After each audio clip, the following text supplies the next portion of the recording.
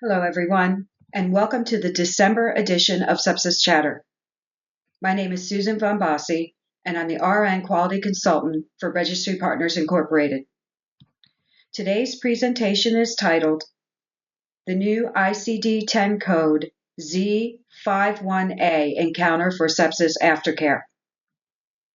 This is a good opportunity to introduce the new sepsis-related ICD-10 code that identifies sepsis survivors prior to and after an acute care hospitalization for sepsis, severe sepsis, and septic shock.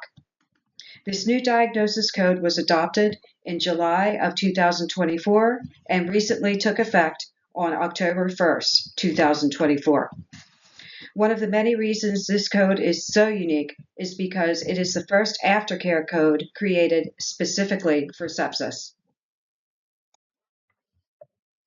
Following this presentation, the attendee will be able to define the ICD-10 CM Code Z51.A, describe the rationale behind creating a new ICD-10 CM Code specific to sepsis aftercare, identify patient care settings where this new code will facilitate communication, provide rationale for sepsis-specific patient discharge education, state the benefit of this new code in relation to future research.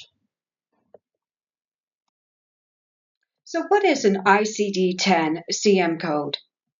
It's a standardized system used to code diseases and medical conditions. Healthcare providers use ICD-10 CM codes when diagnosing patients with medical conditions. As a side note, there is also a set of procedure codes, but those will not be addressed today. So why is an aftercare ICD-10 code so unique? The aftercare ICD-10 CM code, also known as Z code, are unique because they are only assigned and used after a patient has been through acute treatment of an illness or condition and will need continued care during ongoing recovery and/or care of long-term complications that arise from that acute illness. So what is the overall purpose of this new code?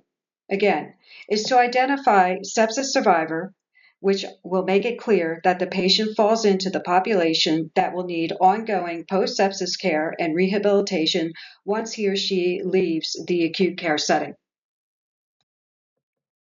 Let's take a look at the rationale for creating this new code.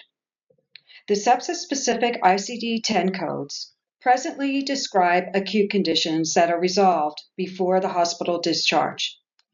Until now, there was no sepsis-specific aftercare ICD-10 code that explained why a patient is receiving ongoing treatment for a resolved acute illness, or should receive ongoing care at all. However, we know that half of all sepsis survivors experience physical and psychological long-term effects that can include muscle joint pain, recurring infections, panic attacks, decreased cognitive function, and also difficulty concentrating.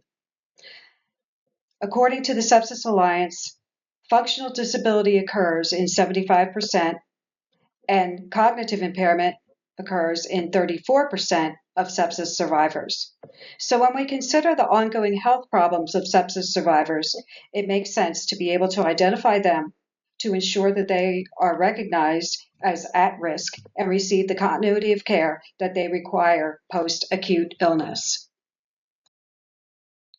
Another reason that this aftercare code makes sense is that it officially recognizes that post-sepsis syndrome exists and that aftercare needs of these patients should be addressed. Over 33% of all sepsis patients are discharged to skilled nursing care as a result of ongoing physical and/or cognitive impairment that requires rehabilitation services such as PT, OT, or other therapies. Unfortunately, high numbers of readmissions within 30 days were specifically seen in patients discharged to skilled nursing facilities, home health care, and home in general. By assigning non-acute diagnosis codes to sepsis survivors, Providers will be aware that these patients are statistically at higher risk of hospital readmission and further disability. The code will alert providers when a sepsis survivor presents for rehospitalization. The care plan can be tailored specifically to address the risk factors that they had from previous sepsis. Finally, providers will be more likely to use sepsis-specific discharge plan that aligns with best practice related to appropriate discharge disposition and recommended timelines for follow-up treatment.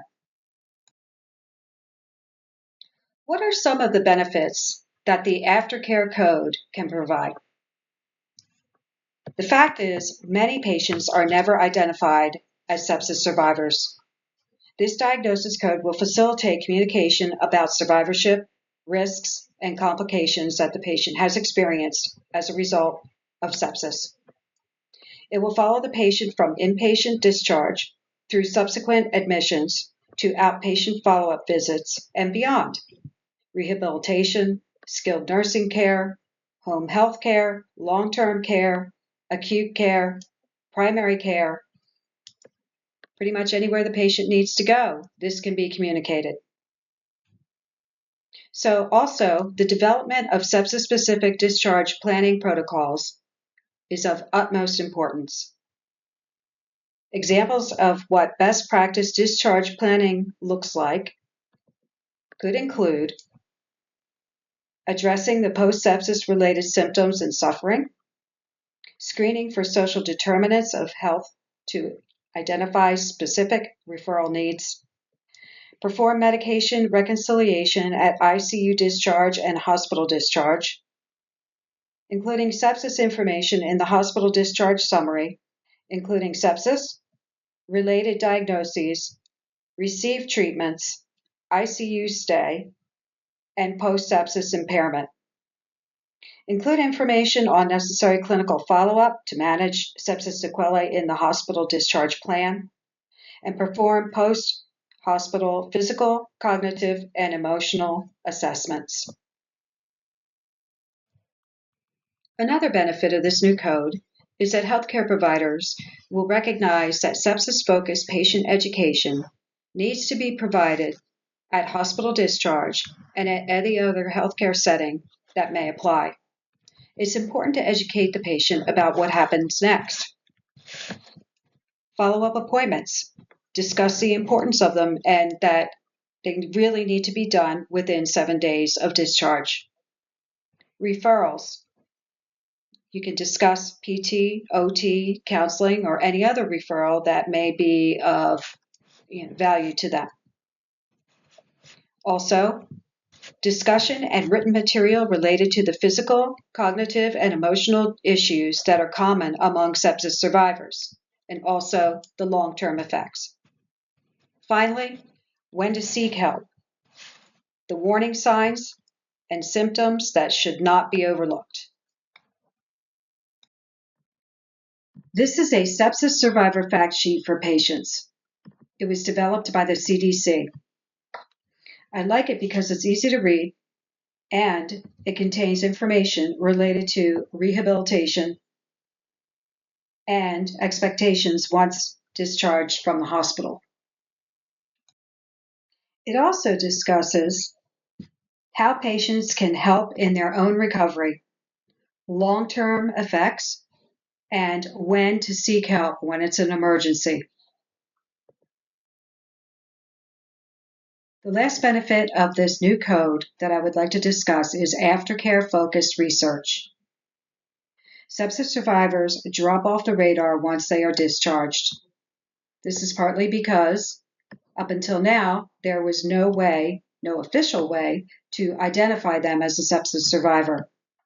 Assigning an aftercare ICD-10 code will allow more survivors to be identified and included in studies to improve patient outcomes.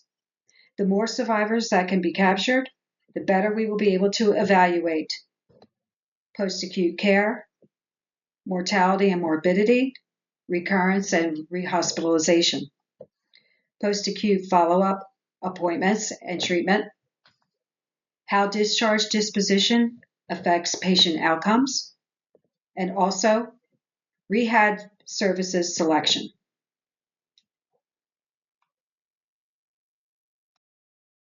Some takeaways from our presentation today. Sepsis Aftercare has been deemed unique enough to warrant a specific ICD-10 CM code. Assigning these codes will open new opportunities to improve patient outcomes. This code can be used in various patient care settings to facilitate communication. Sepsis-specific patient discharge education will give sepsis survivors the tools to understand what happened as an inpatient and what will happen moving forward. Future research is dependent upon collecting the most accurate information related to a specific patient population. Sepsis survivors are now identified. Please refer to the resources below for further information about this topic.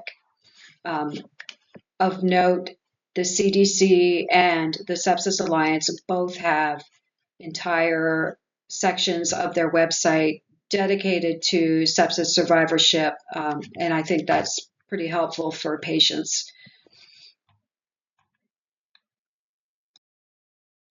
This concludes today's Sepsis Chatter. Thank you so much for joining me, and happy abstracting!